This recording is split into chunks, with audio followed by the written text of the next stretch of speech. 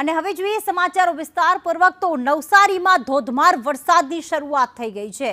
નવસારી શહેરમાં ધોધમાર વરસાદ પડતા ત્યાં પાણી ભરાઈ ગયા છે। રસ્તા ઉપર ઘૂંટણ સુધી પાણી ભરાયા છે। વાહન ચાલકો અહીંયા ભારે મુશ્કેલીનો સામનો કરી રહ્યા છે। મેઘરાજા તોફાની બેટિંગ કરી રહ્યા છે। હાલમાં દક્ષિણ ગુજરાત અને મધ્ય ગુજરાતમાં ભારેથી અતિભારે વરસાદની આગાહી વ્યક્ત કરવામાં આવી છે। એવામાં જે નવસારીનો ફુવારા વિસ્તાર છે, શહીદ ચોક વિસ્તાર છે, ત્યાં ઘૂંટણસમાં પાણી ભરાયેલા છે।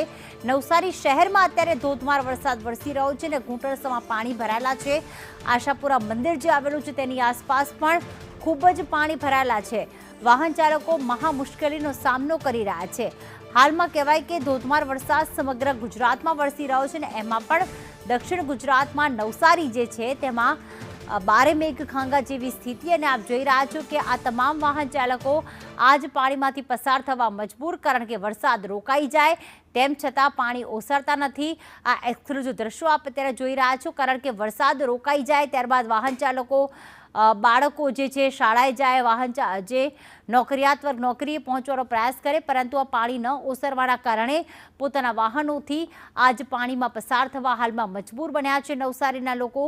નવસારીમાં ધોધમાર વરસાદ વરસતા હાલમાં પાણી ભરાઈ જવાની સમસ્યા ઊભી થઈ છે।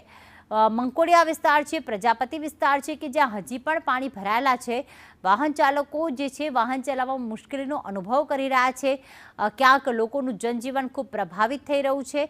મોડી રાત સુધી વરસાદ વરસ્યો હતો અને આજે સવારે પણ ઝરમર વરસાદ નવસારીમાં વરસતા ઘૂંટણ સુધી પાણી ભરાઈ ગયા।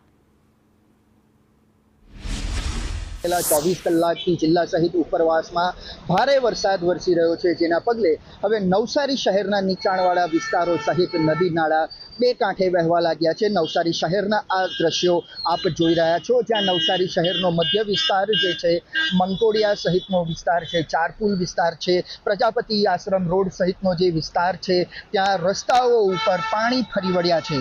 બીજી તરફ જો વાત કરવામાં આવે તો ભારે વરસાદ ઉપરવાસમાં જે ખાબક્યો છે તેને પગલે નવસારીની જે લોકમાતાઓ છે, પૂર્ણા, અંબિકા અને કાવેરી, તે બે કાંઠે વહેવા લાગી છે।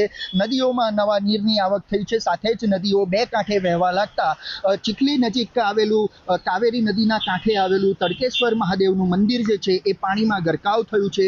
સાથે જ નવસારી જિલ્લાની અંદર 54 જેટલા આંતરિક માર્ગો છે તે બંધ થયા છે। રાજ્યના જે માર્ગ મકાન વિભાગના જે માર્ગો છે, 54 માર્ગો, એ હાલ બંધ થયા છે, જેને પગલે નવસારી જિલ્લાના લોકોની હાલાકીમાં વધારો થયો છે। અને સતત ઉપરવાસ સહિત નવસારી જિલ્લાની અંદર વરસાદનું જે જોર વધી રહ્યું છે એને પગલે નવસારી જિલ્લા વહીવટી તંત્ર પણ હાલ એલર્ટ બન્યું છે। રાજન રાજપૂત, સંદેશ ન્યૂઝ, નવસારી।